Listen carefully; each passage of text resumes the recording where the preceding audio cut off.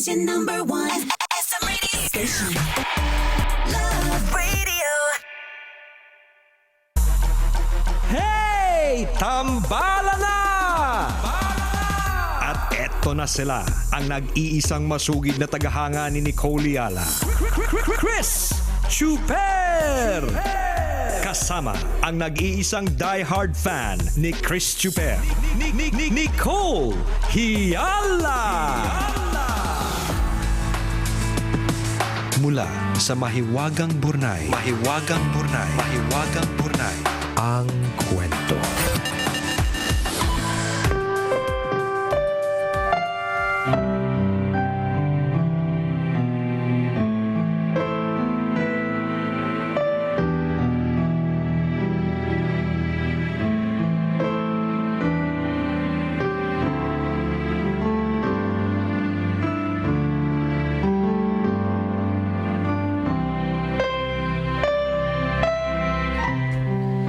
Nagmula po ako sa isang malaking pamilya.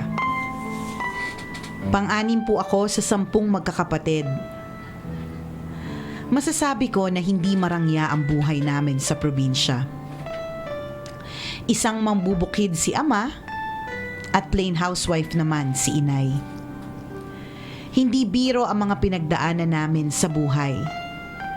Dahil nga marami kaming magkakapatid, halos lahat kami ay naghirap at nagsasakripisyo. Madalas ay pumapasok kami sa eskwelahan ng walang baon. Nung high school naman ay naging suki kami ng promissory note sa school kapag may exam. Dahil dito may mga panahon tuloy na naiinggit ako sa mga klasiko na may kaya sa buhay. Masipag naman si ama at sa totoo lang, wala siyang pinipiling trabaho. Kung wala siya sa bukid, pumapasok naman siya sa construction at iba pang mga racket niya. Si inay naman hindi matatawaran ng pag-aasikaso sa aming magkakapatid. Habang kami ay lumalaki, ipinamumulat sa amin ng mga magulang namin na dapat ay makatapos kaming lahat ng pag-aaral. Wala daw silang ibang maipapamana sa amin kundi ang edukasyon. Nakatapos ng kolehiyo ang 3 kong kapatid, pero ang naging kapalit naman nito ay ang pagbenta sa malaking bahagi ng aming palayan. Nangangamba kami dahil ang natirang maliit na palayan na imposible nang makasustento sa mga pangangailangan namin. Sa kabila nito, hindi pa rin sumuko ang mga magulang namin.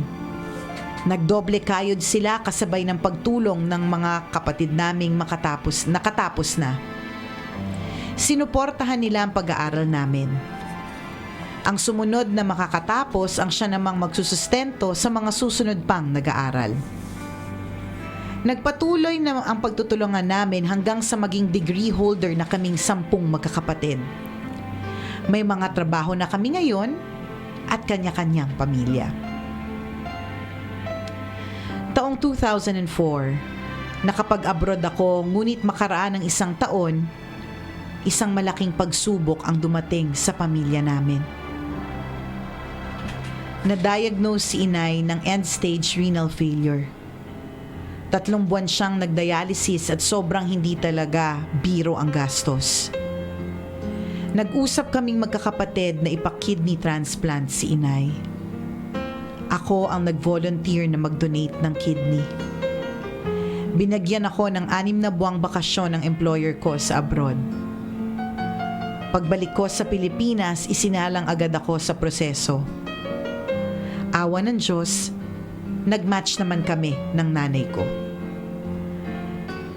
July 8, 2005, sumailalim na kami sa operasyon.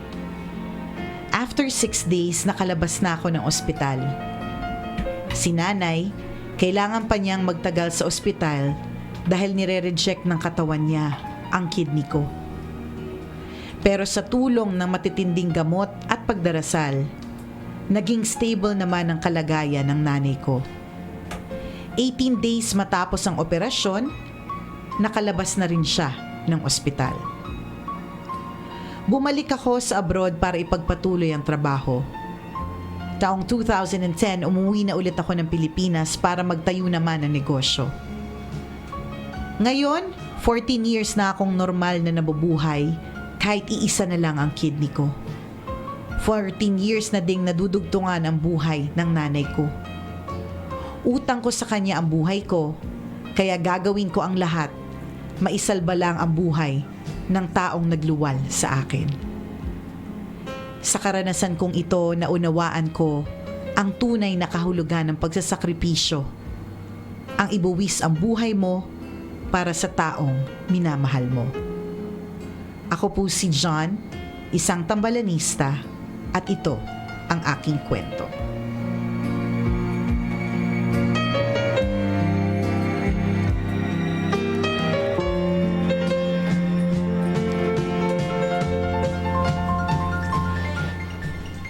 Yan. Selfless. Correct. Unconditional. May mga tao talagang nagdo-donate ng kanilang parte ng katawan. Totoo yun eh. 'Di ba? Ako joke ko lang yun eh na nagbenta ko ng kidney para makanood ng concert ni Madonna. Joke lang yung akin. Pero yung iba talagang totoo and that's the story of John towards his mother. Ang galing ng nanay mo kasi napalaki ka ng ganyan. Alam mo yun? Para ganyan ka mag-isip, para yung values mo ay ganyan. Ang galing ng nanay mo. Nakakabilib talaga siya ng super. Siya yung bago naming Lodi. Araw-araw may kami bago kaming Lodi. Nadagdagan na naman yung sa listahan itong nanay mo. At bilib din kami sa'yo, di ba?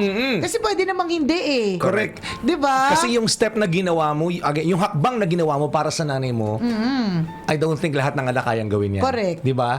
At kasi ano yun eh, buwis buhay po yung mag-donate ka ng isang bahagi ng katawan mo. Di ba? Na posibleng ikaw din will be put at risk. Kasi anything can happen. Walang kasiguraduhan. Oo, ang Tama. laki kayang bagay magtanggal ng kidney tapos ilalagay sa iba, 'di ba? Tapos ikaw na isa na lang yung nagfo-function. Totoo yan. Pero kung nakakapayat 'yun, papayag ako.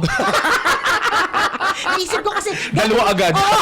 agad. Isama mo na yung gallbladder.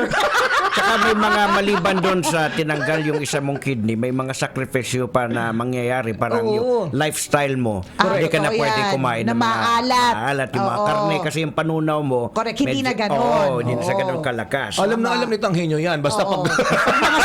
Mga sakit. Expert siya dyan. yung mga maalat, may hirapan na ma-absorb ng katawan. Ay, nako. Pero totoo naman Very din. risky Oo. kasi yung ginawa mo doon, John. Talagang, kung kunyari, nag-fail yung sa nanay mo. Di ba? Malungkot sa'yo yun. Kasi you also did your best, di ba? Oo. Tapos hindi pa rin. O tapos ikaw din, at risk na rin yung yung Pwede ba yun? health Kung mo. nag-fail, babalik sa'yo?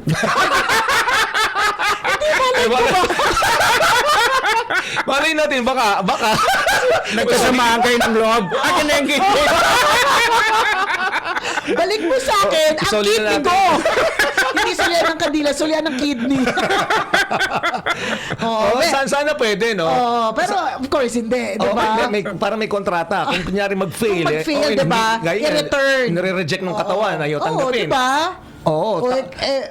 Di ba? Bubuksan ka uli. Di ba? Kasi yung hindi tinanggap ng katawan mo yung kidney, kung yung kidney ko, di ako na lang kidney ko. Kasi at least yung kidney ko, tanggap ako.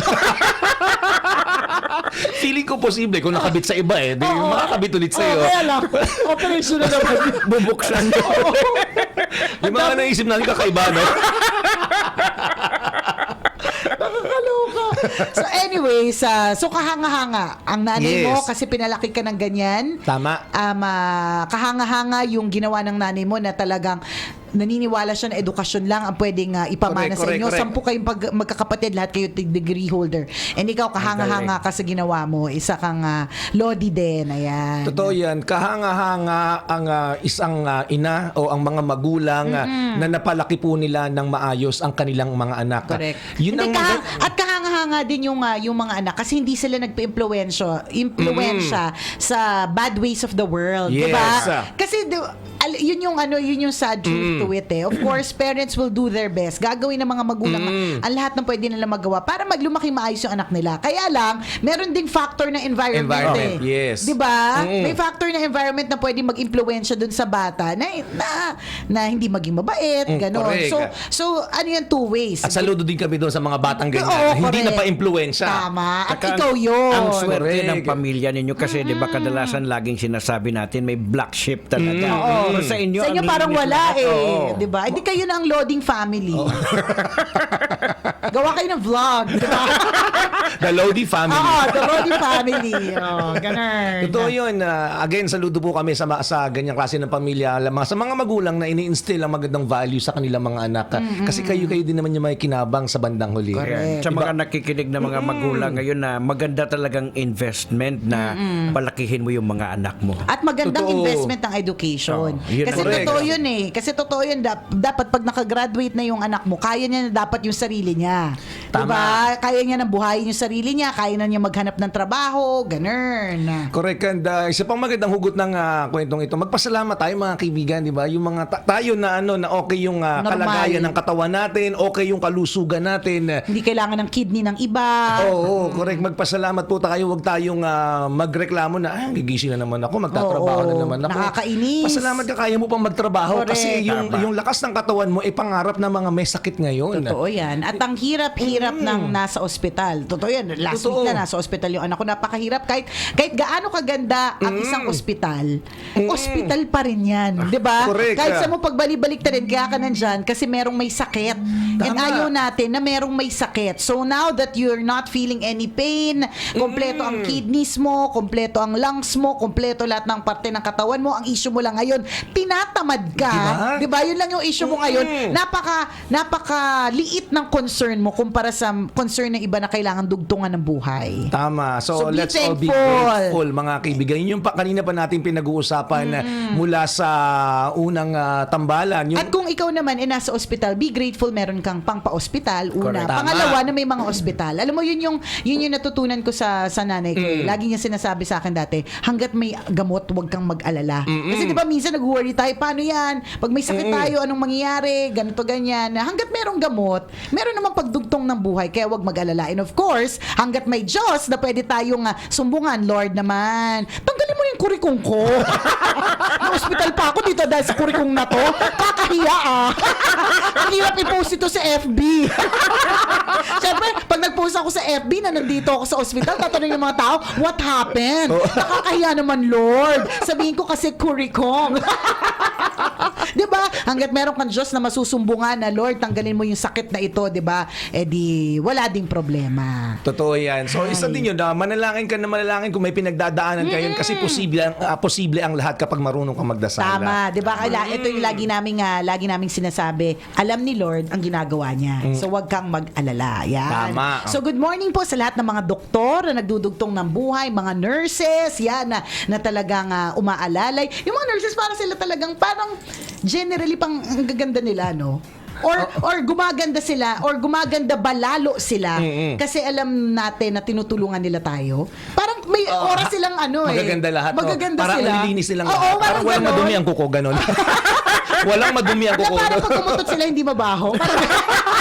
Hindi, or yung feeling lang kasi na alam mong tinutulungan ka, ina-assist ka. Kaya parang, di ba ganun yun? Ang isang tao ay gumaganda, gumagwapo kasi nakakatulong siya sa'yo, di ba? So good morning po sa mga doktor and mga nurses. Yan, iba yung feeling mo na parang may nagdadaan, sir, okay lang ba? Oo, kayo?" di ba? Ganun. Yung natataranta kasi may nararamdaman kang hindi maganda. Nakadalasan hindi natin nararanasan kahit sa bahay natin, kahit sarili nating pamilya, hindi nagtatanong na gano'n. Oo. So, yung pakiramdam nyo, okay lang po ba? Oh, di ba? Itaas niyo po yung kamay ninyo. Yan, yung mga ganun. Ayos lang po ba? Yung Kaya mga nyo po ganun. bang mag-share na kayo lang mag-isa? Ay, Yung naku, mga parang, ganun. parang alam na alam ni Tanghenyo. Ang sinasagot ko, hindi. Samahan mo ako. Parang may taga-taas ng zipper. May tagahila. ng garter. Diba? So, believe din tayo sa mga nasa medical profession. Oo naman, hindi biro ang ganyang klase ng trabaho. Hindi, tsaka Mahirap yung, yan, yung magme-maintain ka ng parang hindi ka na-stress. Kahit medically, alam mo na may problema at posibleng fatal. Pero ang i-maintain mo yung face na parang okay lang ang lahat. Oo, diba? totoo, mahirap yun, Napakahirap kaya nun. Parang okay lang po. Oo, ganito po ang mangyayari. Kami na po ang bahala. Diba? O kaya, Gagawin po namin ang lahat. Yung mga ganun, tapos straight face lang. So kita mo bumubulwak yung dugo, pero okay ka lang. Diba? Sabi ko nga sa Pero inyo, chill ka lang. parang sa eroplano, Oo. yung nag-ano na, yung gumaganon-ganon yung eroplano, pero yung mga stewardess, parang, kunyari, nagkukwentuhan. Chill lang sila, di ba? Ang hirap kaya. Totoo yan. Kaya saludo po kami sa inyo. Tinanong ko nga kay GF, sabi ko, anong edad nag-retire yung mga doctor? Sabi nila, hindi pala, hanggat kaya mo magserbisyo, Correct. gagawin mo Tingnan mo talaga. si, Doktora Salome Arinduque. Oo, matanda na yan, di ba? Ka-age mo yan, di ba? Hindi, masakit. Diba? Ang dami Oo. na reklamo niyan. Masakit yung mga katawan, yung mga likod. Pero may wag mga ka. ganun, pero wag Laging bahagi ng medical mission, Oo. tumatawid ang ilog at bundok. Correct, kumaakyat ng mga bundok para lang Oo. makapagsilbi sa mga itas, 'di ba? Totoo eh, walang retirement. So walang retirement. Hanggat kaya mong Oo. tumulong sa tao, pero gagawin kung mo. alam mong surgeon ka, tapos gumaganong-ganon ka. Nanginginig yung kamay mo. Kaya sobrang sila maingat, ha? Wag na. Oo, yung iniwasan nilang madamage yung kamay nila kasi Correct. puhunan din nila yun eh. Oo, lalo Oo. na yung girlfriend mo, anesthesiologist. Okay, Kapag malaman ko anesthesiologist ko, pasmado. Aba kahit libre, hindi ko siya kukunin. Okay, tinanong ko, sabi ko, naglalaba ka ba? Tsaka ano naman siya? Sabi niya, Hindi. Oo, Naku, bihira. Kasi partner. iniingatan yung Kailangan hindi mo pwede nanginginig ang kamay. Oh, totoo naman. Oo. Kasi kabuhayan niya yun eh. Correct Hindi pwedeng ka. pasmado. Mm-mm. Di ba? Hindi mo natuturok sa'yo nanginginig. Correct. Pabakunahan ka, natuturok sa'yo eh. Sali ba sa balikat sa leg na turok, may di ba? may mga delikado mga turok yung lumbar, yung dito sa may spine. Oo. Eh kung pasmado yun. Mahirap pa, napakadelikado. Bago may turok. Di ba nga may waiver yun? Oo. May kailangan pirmahan just in case may mangyari. Eh kung alam mo na nga sa una pa lang nangangatog na yung anes, di ba? Hindi mo na pipiliin. Sabi mo yun, yung mag-o-opera sa'yo, tutulian ka. Naku, partner, nakikinikinita ko maglalaba ka in the future. Nararamdaman ko talaga. Mamalaba ka, Ako mamalansya magugas ka. ng plato. oo. Ako talaga Kasi, magagawa partner, ng gawaing bahay. Hindi mo pwedeng paggawa talaga sa Oo, kanya yun. hindi Kasi pwede mapasma. Oo, dahil, syempre, wala kayong kita. Para sa inyo din naman yan. Diba? Kung magdo-donate kayo, halimbawa, mamamatay na kayong dalawa. Kayo lang. Ikaw muna. Una ko nakaisip eh. Hindi sinali sarili. Kayo lang. Oo, kung meron idodonate. Oo, willing ba kayo to donate a part of your Kapag body? kapatay na or buhay? Pag mamamatay ka na, kung alam mo mamamatay ka Naghihingalo na ka next na. week. Oo. Hindi kasi iba yung buhay ka Baka pa sasabihan ko ng mga doktor na kakilala ko. Hindi kasi merong organ. May donor na po Oo, dito. di ba may tinatawag na organ donor card? Oo. Na parang yun nga, yung kung in case. Willing ba kayo, halimbawa, mata nyo, o kaya, yun nga, Sa palagay kidney, ko kung merong liver. may kailangan, ba't hindi? Yes. Pili lang. Kaya lang, gusto niyo ba yung dila ko? Madaldal to. Gusto niyo ba yung dibdib ko? Bagsak na ito. Gusto niyo ba yung tuhod ko nadidislocate? Hindi, pero di ba totoo naman? Parang masarap din eh, no? Parang masarap din yung pakiramdam na bago Kasi ka mamatay. hindi mo naman ang magagamit. Oo, di mabubulok ba? din naman yan. Parang Eh, di- part of you may iiwan, may isip ng family mo. Oo. Parang Oo. may connection pa rin sa'yo. Correct. Correct Di ba? ka. Parang... Ikaw, Chris, anong i-donate mo? Ako, puso ko. Yes. Ay, sana wag niyo pong manahin yung puso ni Superman. Himpo yan. Sana walang may magmana. Willing ako bigay yung puso Yung ko kasi heart. punong-puno ng kolesterol ko. Yes. Bakit hindi? Di ba? Oo, di ba? Kasi kakainin din naman ng yan, ng uod eh. Uod, oh. Bakit Bubulatihin din naman yan di eh. naman kaya kung bago ka magpa-cremate, kung ano mo, kung... Bago ka sunugin, hiwain ka Oo, muna. di ba? Pwede. Ano bang mapakinabangan Oo, mo? alin ba dito? Di ba? Pwede. Sabi ng Pwede mga yun. tambalanisa natin, kaya wala yan yung usapan nila. Kasi may mamamatay na sa kanila. Ops! Tandaan, masamang damo, matagal mamatay. Ay, nako. Uy, speaking of nurses, kailangan ko ng nurses. Seryoso po ito ha. Ipopost ko po sa aking Instagram account kung yung mga details. Kailangan ko po ng registered nurse. Yan, dadalhin niya po sa Australia. Human trafficking dito. Kailangan po maganda, sariwa, at kaakit-akit, at mukhang may magkakagusto na Canadian. At marunong mag-split. Yan. Ahensya na pala ngayon. Nakakaloka. Hindi, kailangan ko talaga ng nurses. Yun. So, ipopost ko po sa aking Nicole Ayala Facebook account tsaka sa Instagram na Nicole Ayala kung para saan. Meron po ako itatayong Totoo po! Human trafficking ba? Bakit parang pag galing sa akin parang hindi totoo? Totoo Nagtatayo po ng negosyo si Nicole. Yan. Breastfeeding station. Yan. So, kailangan ko, alam mo na, mga nurses na, alam mo na. I really need nurses. Yan. Nurses, tsaka Oh, yung dami na naman- tsaka ang dami namang facialist. nurse eh. Ang daming nurse, pero ang hirap nilang hagilapin kasi ang competition natin abroad. Apply na po kayo, 6 digits. Oy! Karon, yan. Sabi naman, dali lang naman. If the price is right. Magkano bigayan? Ikaw 6 mag digits. ikaw mag-abono ta kaya niya. Ayan, basta ipopost ko po. Ayan. So sana po makapag-apply kasi we hope to open by September. So asap na po ito. Ayan. Correct. So good morning po sa inyo lahat. Maraming salamat sa pagtutok. Kung meron kayong kwento, pwede nyo kaming i-email. Send your stories at mahiwagangburnaystory@gmail.com. Malay mo, kwento mo na ang ating pag-uusapan sa mga susunod na araw. Kaya send na. Gotta go mga kabisyo. Enjoy the rest of your day. Muli ako po si Nicole Yala. At ako naman si Cambio King Chris Chuper. Papaalala, Walang matatag na relasyon sa malanding may determinasyon. Yun! Ang programang Walang Problema, Hey Tambala Na, ay hatid sa inyo ng